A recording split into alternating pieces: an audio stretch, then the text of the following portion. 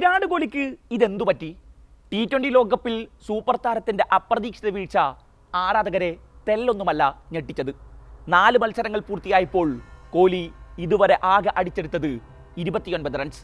അതിൽ 24 റൺസ് നേടിയത് ഒരു മത്സരത്തിൽ. ഗ്രൂപ്പ് ഘട്ടത്തിൽ ലോകകപ്പിലെ ഇത്തിരി കുഞ്ഞന്മാരോട് പോലും 2 അക്കം കടക്കാനായില്ല. അയർലൻഡിനെതിരെ 1 റണ്ണായിരുന്നു കോഹ്ലിയുടെ സമ്പാദ്യം.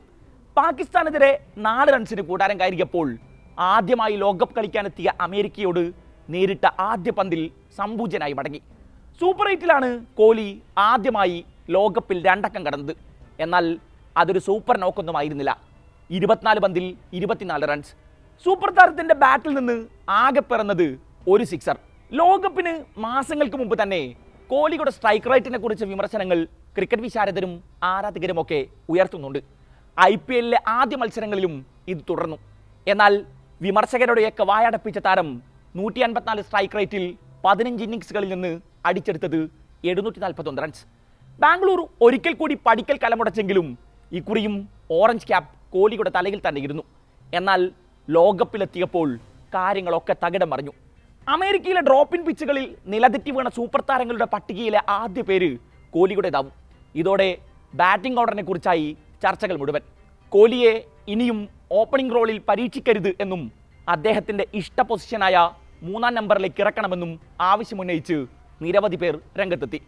ഇക്കൂട്ടത്തിൽ കോഹ്ലിയുടെ പ്രിയ സുഹൃത്തും ദക്ഷിണാഫ്രിക്കൻ ബാറ്റിംഗ് ഇതിഹാസവുമായ AB de Villiers ഉണ്ടായിരുന്നു. കോഹ്ലിയെ നിരന്തരമായി ഓപ്പണിംഗിൽ പരീക്ഷിക്കാനുള്ള കാരണം എന്താണ് എന്ന് എനിക്ക് മനസ്സിലാകുന്നില്ല. അദ്ദേഹത്തെ 3-ാം നമ്പറിൽ ഇറക്കണമെന്നാണ് ഞാൻ ഇപ്പോഴും പറയുന്നത്. മിഡിൽ ഓവറുകളിൽ അദ്ദേഹത്തെക്കാൾ മികച്ചൊരു ബാറ്റർ ലോക ക്രിക്കറ്റിൽ ഇല്ല. സമ്മർദ്ദഘട്ടങ്ങളിൽ ഏറെ പക്വതയോടെയാണ് അദ്ദേഹം ബാറ്റ് വീശാറുള്ളത്, ഡിവിലിയേഴ്സ് പറഞ്ഞു.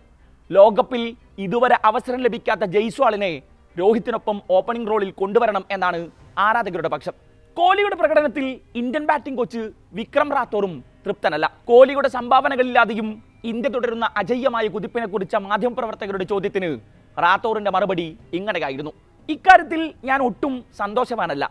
കോഹ്ലി കൂടുതൽ റൺ സ്കോർ ചെയ്യാതെ ഞാൻ സന്തുഷ്ടനാവുമെന്ന് നിങ്ങൾക്ക് തോന്നുന്നുണ്ടോ? ചിലപ്പോഴൊക്കെ വെല്ലുവിളികൾ നല്ലതാണ്.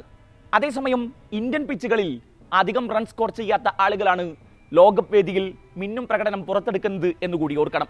അതെന്നെ സന്തോഷിപ്പിക്കുന്നുമുണ്ട്, റാത്തോർ പറഞ്ഞു. വിരാട് കോഹ്ലിക്ക് പിന്തുണയുമായി വിൻഡീസ് ക്രിക്കറ്റ് ഇതിഹാസം ബ്രയാൻ ലാറ കഴിഞ്ഞ ദിവസം രംഗത്തെത്തിയിരുന്നു. കോഹ്ലി അദ്ദേഹത്തിൻ്റെതായ ദിവസങ്ങളിൽ ഫോം വീണ്ടെടുത്ത് മടങ്ങി വരുമെന്ന് എനിക്ക് ഉറപ്പുണ്ടെന്ന് ലാറ പറഞ്ഞു. കോഹ്ലിയെപ്പോലെ തന്നെ ഇന്ത്യൻ നായകൻ രോഹിത് ശർമ്മയും ലോകകപ്പിൽ മോശം ഫോമിലൂടെയാണ് കടന്നു പോകുന്നത്. ഇന്ന് ബംഗ്ലാദേശിനെതിരായ നിർണായക മത്സരത്തിൽ ഇരുവരും ഫോം വീണ്ടെടുക്കുമെന്നാണ് ആരാധകരുടെ പ്രതീക്ഷ. അതേസമയം മോശം ഫോമിലുള്ള ശിവൻ ദുബെക്ക് പകരം സഞ്ജു സാംസനെ ടീമിൽ ഉൾപ്പെടുത്തുമോ എന്നും കണ്ടറിയണം.